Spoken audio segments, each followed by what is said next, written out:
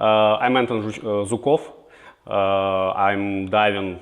I have been diving for 9 years, so I'm doing cave diving, and it's my preference. So I like cave diving, and my specialization is deep cave diving and cave diving in narrow, really narrow caves. So my favorite is to dive in narrow caves or deeply.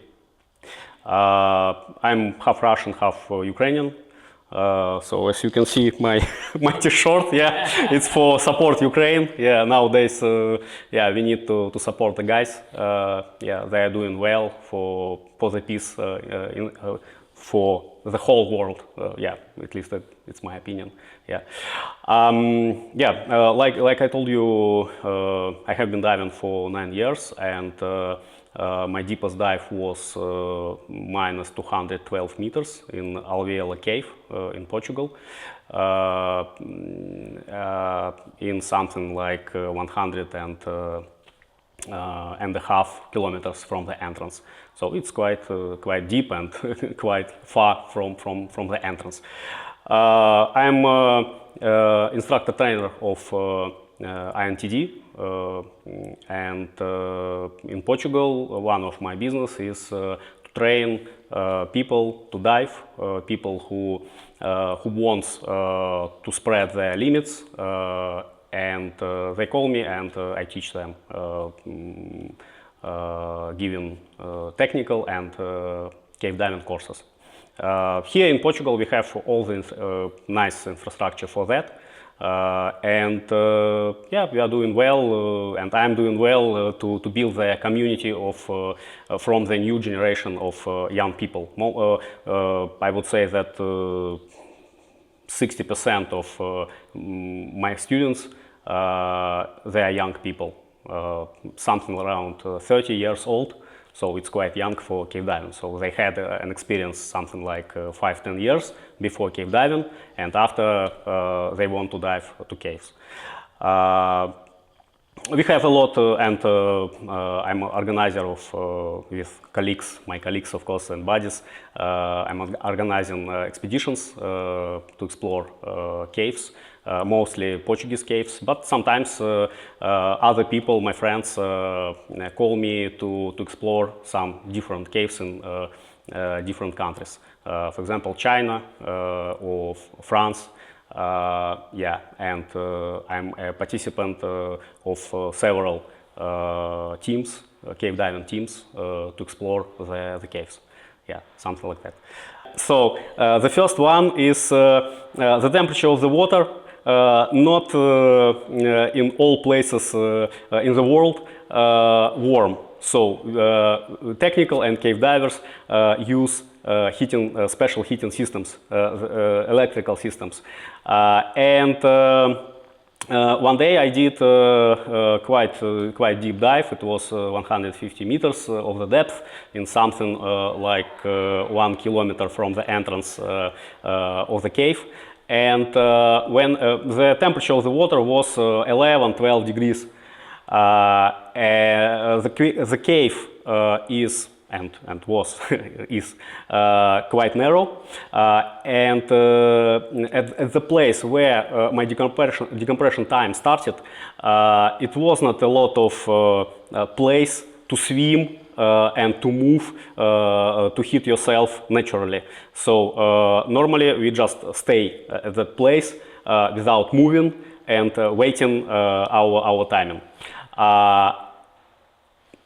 Not to be frozen, we use accumulators and special heating systems. The idea is very easy. It's like the warming floor. So the same idea. There is a cable in the heating vest, and you just turn on the battery and chill out. That's it. Everything is very easy in theory. Because in fact, when I switched on the battery and relaxed, in a couple of minutes, I felt pain here on my belly.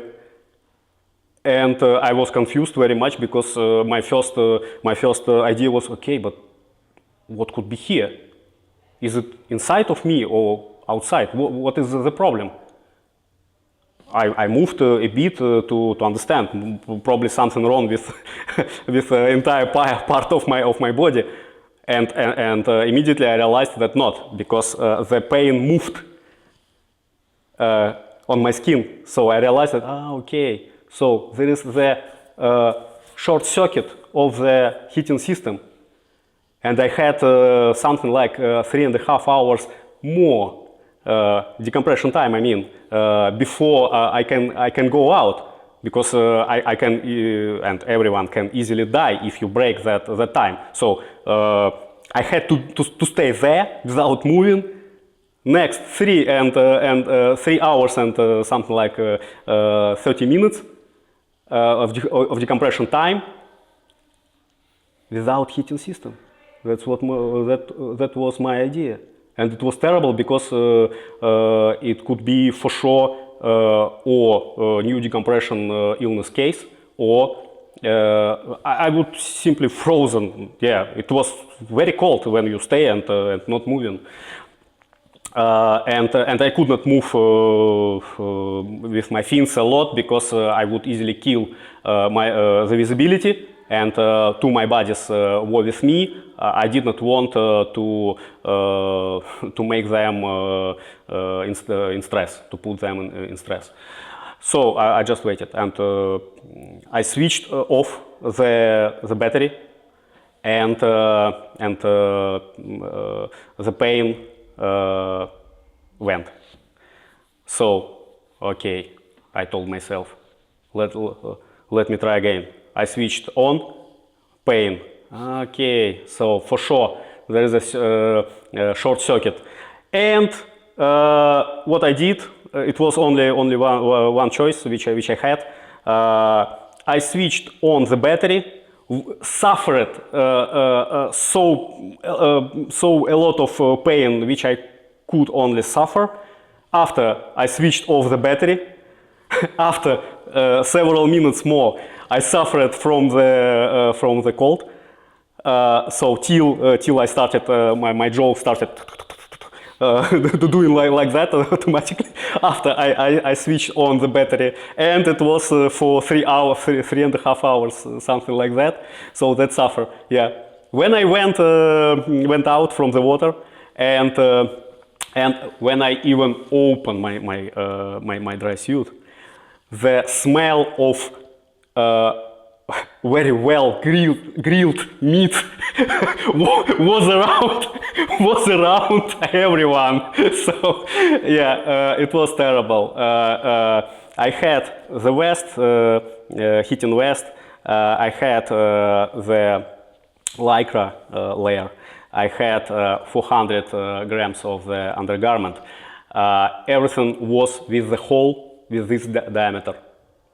So because of the cable melted and damaged my skin, damaged my undergarment, and I'm pretty sure that if I would stay 30 minutes more, it would be a hole in my dry suit, and it would be probably a fatal case, because with the water inside of my dry suit, I had to go out breaking my decompression time, and who knows what could be that case. Probably hyperbaric chamber or something, I don't know.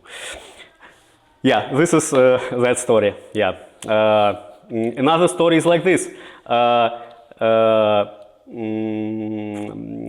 We explored with my buddy. We explored Olodumare cave here in Portugal, and it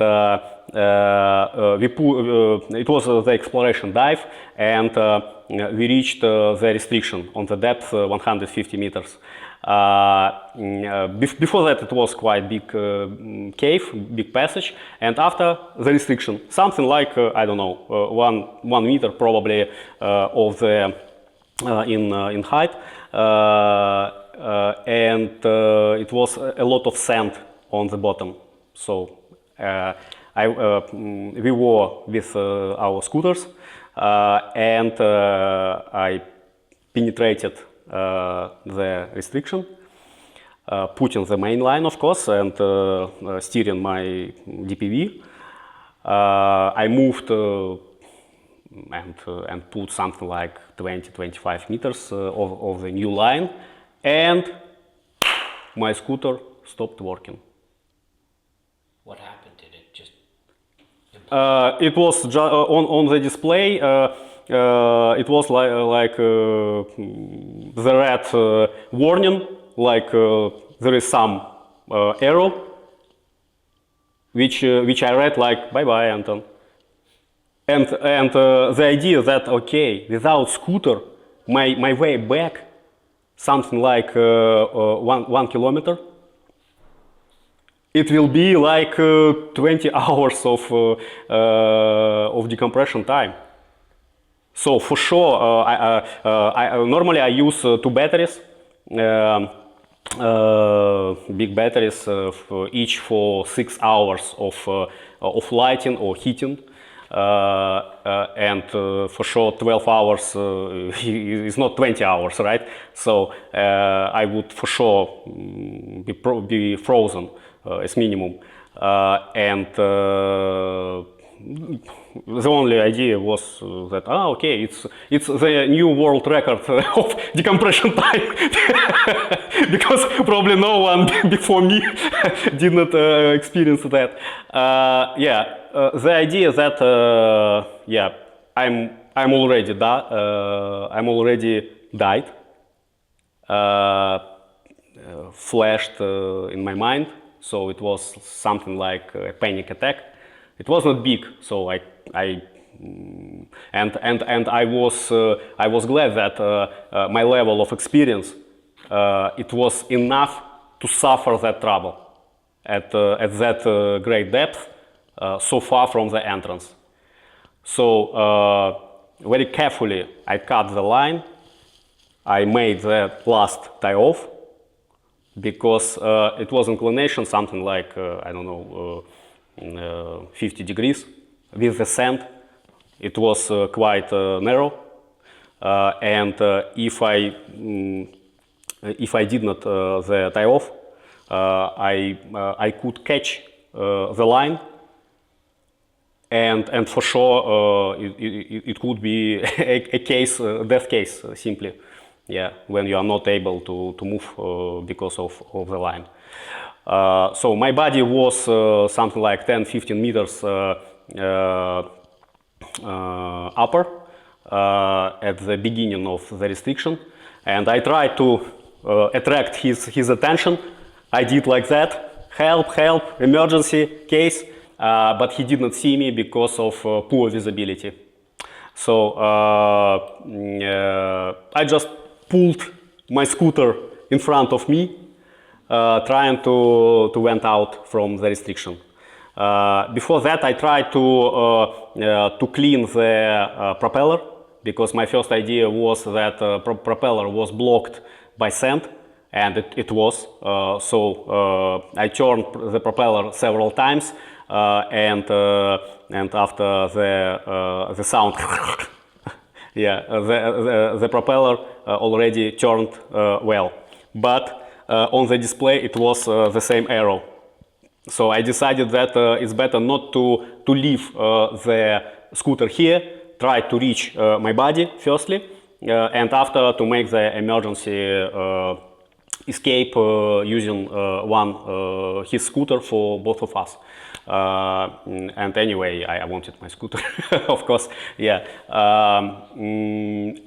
and the problem was when I reached the entrance of the restriction, my body was something like 30 meters from me already. Okay, probably not 30, but 20. So he decided that everything is okay, because he saw the light of my torch, that it was reaching him, and he started to move to the direction of the entrance. And I started to attract his attention again, when the water, the visibility in the water was already okay. It was a big passage, and the idea that okay, let me try to restart my scooter. So I switched it off, on, and it worked. And at that time point, my buddy returned, thinking that, okay, where is Anton? So he returned, asked me, okay, I told him, okay. And already when we were on the surface, I asked him, okay, did not you see my emergency signals? No, sorry, Anton. Oh my. Yeah, you know, I had so bad feelings. Yeah, and only idea that I have you before the restriction gave me the energy, the power, escape, and thank goodness we did not have that emergency escape, because of course it took more time than if we use two scooters. Yeah, it was an incredible story. And when I tell you that story now, yeah, I have some feelings in my hands. Yeah, you know, like something like, oh, chilling. Yeah. 150 meters. Yeah, minus 150 meters. Yeah, in the restriction. Yeah. Yeah, and it was the end of the cave, like we investigated for the next dive. So next dive, which we did, it was something like 5 meters more, and it wasn't possible to move further. Hey everyone! Thanks for watching our latest episode all the way to the end. Hit that subscribe button now so you won't miss our next episode.